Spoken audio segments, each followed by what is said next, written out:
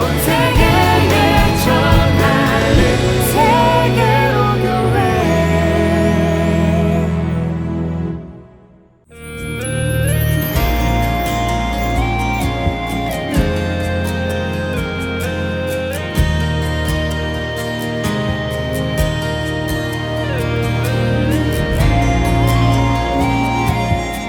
오늘 본문 말씀을 보니까 갈릴리 시골길을 수없이 많은 사람들이 따라가고 있었습니다.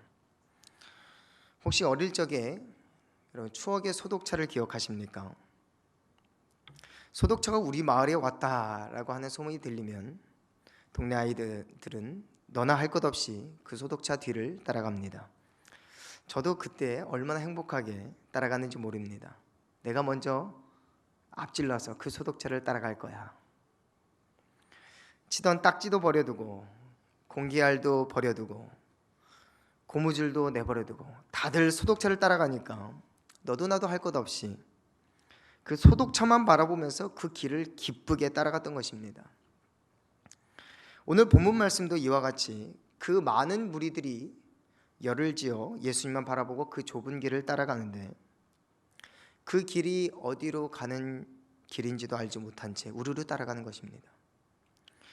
예수님께서 뒤를 따라오는 무리들을 보니까 그들이 다들 제각각 다른 모양새로, 다른 마음으로, 다른 목적으로 예수님을 따라오고 있는 것입니다. 단지 저분만 따라가면 뭔가 좋은 일이 생기겠지 하는 바람으로 따라가는 것입니다. 우리의 신앙도 이렇게 시작합니다. 예수님을 따라만 가면 뭔가 좋은 일이 생길 거야. 교회만 나가면 뭔가 좋은 일이 생길 거야. 헌금도 꼬박꼬박 내니까 어느 정도는 내가 복받을 자격도 있지 않겠나. 교회에서 시키는 봉사도 열심히 하니까 내가 어느 정도는 복받을 자격이 되지 않겠나. 공예배도 한 번도 빠지지 않고 열심히 그 예배를 참석하니까 내가 어느 정도는 복받을 자격이 되지 않겠나. 그러나 때가 되면 우리 예수님께서 우리에게 진지하게 물으실 것입니다. 정말 나를 따라오겠느냐? 오늘 본문 25절 말씀해 보니 수많은 무리가 함께 갈새 예수께서 돌이키사 예수께서 갑자기 걸음을 멈추고 몸을 돌이키셨습니다. 예수님께서 따라오는 이 무리들에게 그 길 위에서 급히 하실 말씀이 있으셨나 봅니다. 그때 무슨 말씀을 하셨습니까? 예수님께서 따라오는 이 무리들에게 하신 말씀이 무릇 내게 오는 자가 자기 부모와 처자와 형제와 자매와 더욱이 자기 목숨까지 미워하지 아니하면 능히 내 제자가 되지 못하고 누구든지 자기 십자가를 지고 나를 따르지 않는 자도 능히 내 제자가 되지 못하리라. 예수님께서 서로 사랑하라 하셨는데 갑자기 무슨 말씀을 하시는지, 내 형제와 자매를 미워하라 하시니 이게 무슨 말인가 하지 않겠습니까? 곰곰이 생각해 보시길 바랍니다. 이게 무슨 뜻입니까? 이웃을 미워하라는 것입니까? 아니면 자기 소유를 미워하라는 말씀입니까? 이 본문의 말씀을 이해하지 못한 제자들을 배려해서 우리 예수님께서 본문 33절에 다시 한번 이렇게 말씀합니다. 이와 같이 너희 중에 누구든지 자기 모든 소유를 버리지 아니하면 능히 내 제자가 되지 못하리라. 예수님께서는 그 말의 뜻을 다시 한번 명확히 말씀하십니다. 우리가 소중히 여기는 그 무엇보다도 하나님을 더 소중히 여기지 아니하면 능히 내 제자가 되지 못한다라고 말씀하시는 것입니다. 우리의 삶은 어떻습니까? 어떤 상황에도 무엇보다도 하나님만을 더 사랑하기로 선택하지 아니하면 헛걸음하고 있다는 것입니다. 무리들이 예수님을 따라오는데 사람의 속사정을 다 아시는 예수님께서 이들의 마음을 살펴보니 몸은 가는 곳마다 잘도 따라오는데 그 마음의 생각은 각기 자기 길로 가고 있다는 것입니다. 그게 바로 양의 특징입니다. 이사야 53장 6절 말씀해 보니 이와 같은 말씀이 나옵니다. 우리는 다 양 같아서 그릇 행하여 각기 제 길로 갔거늘. 이사야 53장의 말씀은 오늘 예수님을 따라가는 무리들을 말하는 것입니다. 불행 중 다행인 것은 우리가 양같이 어리석게도 모두가 각자 자기의 길을 가고 있다라는 것을 우리 주님께서 이미 다 알고 있다라고 하는 것입니다. 알고 계신다라는 것이지요. 그러나 그것이 우리에게 참 행복을 보장해 주지는 않습니다. 그것이 우리의 신앙을 방임하고 있다는 사실을 정당화시켜 주지도 않습니다. 오직 예수님께서는 여전히 이와 같이 말씀하십니다. 진정으로 나를 따라오려는 자는, 그 중심으로부터 나를 따라오려는 자는 자기 십자가를 지고 날마다 자기 십자가를 지고 나를 따를 것이니라.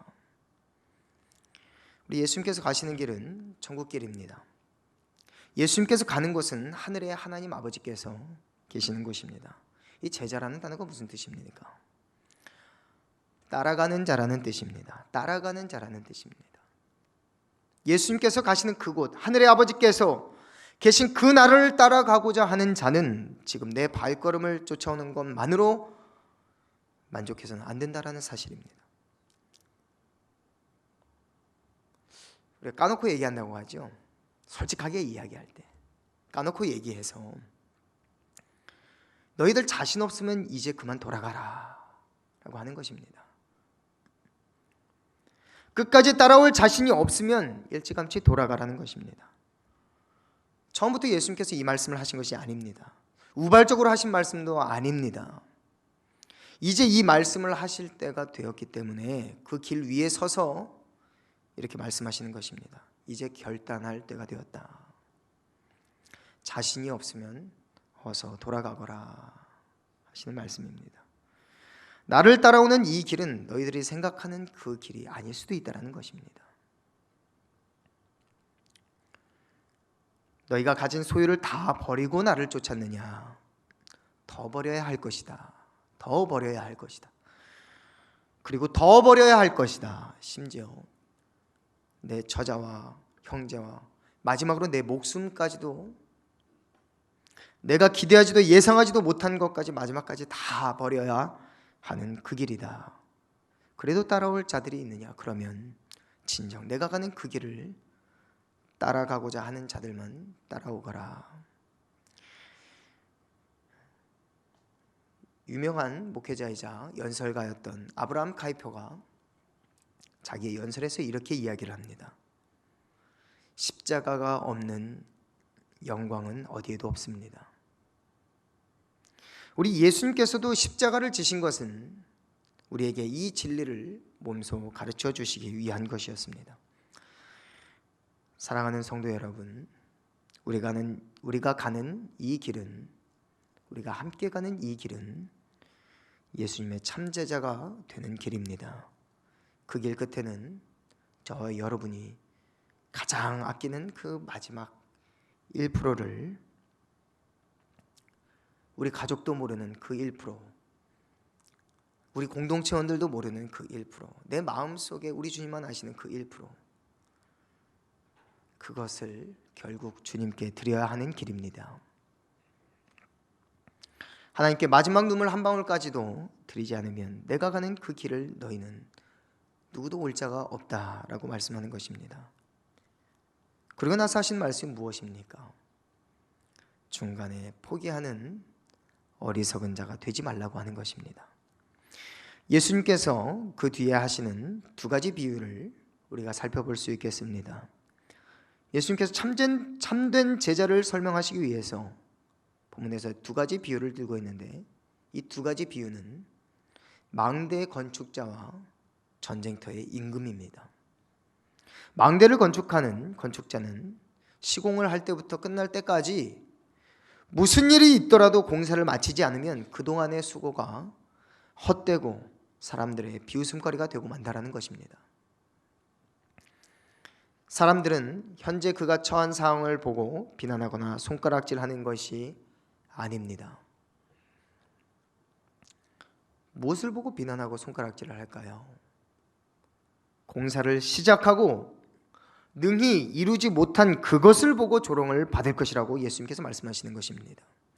만일 전쟁터에서 한 나라의 임금이 결과를 미리 내다보지 못하고 그 전쟁을 시작한다면 그는 비웃음거리가 될 것이다 라고 말씀하는 것입니다.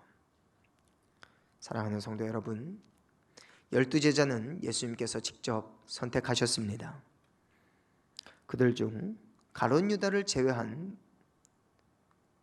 모두가 복음을 전하다가 참수형을 당한 사실을 여러분 알고 계십니까?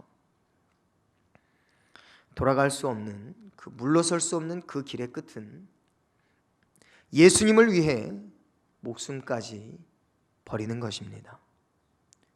예수님을 위해 우리는 어쩌면 처음부터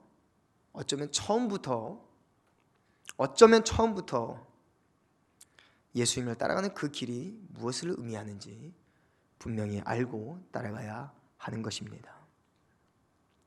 무엇을 위해서? 천국의 소망을 바라고 그 소망을 위해서인가요? 천국 가고 싶어서 죽으면 천국이라도 가야 되겠지. 맞습니다. 그러나 우리 자신의 마음을 한번 돌아보시길 바랍니다. 우리는 그것만으로 헌신할 수 없습니다. 그것만으로 우리는 헌신할 수 없습니다. 요한일서 4장 19절 말씀해 보니 우리가 사랑함은 그가 먼저 우리를 사랑하셨음이라고 말씀합니다. 나 같은 사람이 무엇이길래, 나 같은 인생이 도대체 무슨 자격이 있어서 우리 주님께서 나 같은 인생을 살려주셨습니까? 어린아이처럼 고마움도 모르고 우리는 이 신앙생활을 시작합니다. 그러나 우리 주님께서 원하시는 그 마음은 무엇입니까? 하나님의 그 놀라운 은혜 때문에, 그 은혜 때문에 내가 지금도 주님을 따르기를 포기하지 아니하고 그 길 위에 쩔뚝거리는 이 발을 가지고서라도 그 길을 걸어가기를 원합니다. 이렇게 고백하게 되는 것입니다. 이제 말씀을 정리하겠습니다. 사람이 마음속에 소중히 간직하는 고상한 것이 4가지가 있다고 합니다. 하나는 지식입니다. 2번째는 감정입니다. 그리고 3번째는 신념이라고 합니다. 그리고 마지막 4번째는 종교라고 합니다. 사람은 지식을 위해서도 감정을 위해서도 그것보다 더 고상한 것, 이 신념을 위해서도 좀처럼 목숨을 버리지 않는다고 합니다. 그러나 사람은요, 이 마지막 고상한 것, 가장 고상한 것, 이 종교를 위해서는 그 목숨을 버린다고 합니다. 은혜가 아니면 우리는 목숨을 버릴 수 없습니다. 은혜가 아니면 우리는 목숨을 버릴 수 없습니다. 딜을 해서요, 어떤 더 고상한 것을 얻기 위해서요, 그렇지 않습니다. 그 사랑을 경험하지 못했다면 우리는 도무지 목숨을 버릴 수가 없는 것입니다. 천국의 소망 때문에 여러분 목숨을 버리시겠다고요? 천만입니다. 저와 여러분은 절대로 그럴 수 없습니다. 그분의 그 사랑이 잊혀지지 않을 만큼 지금 내 마음속 골수에 깊이 새겨져 있기 때문에, 우리가 알 수 없는 그 은혜에 젖어 있기 때문에, 그 은혜 때문에 우리는 그 마지막 순간에도 목숨까지 주님 앞에 버릴 수 있는 인생이 된 것입니다. 예수님께서 오늘 저와 여러분에게 이렇게 말씀하십니다. 나를 따라오려거든, 너희가 나를 따라오려거든 나를 위해 너의 모든 것을 버려라. 중요한 것이 있습니다.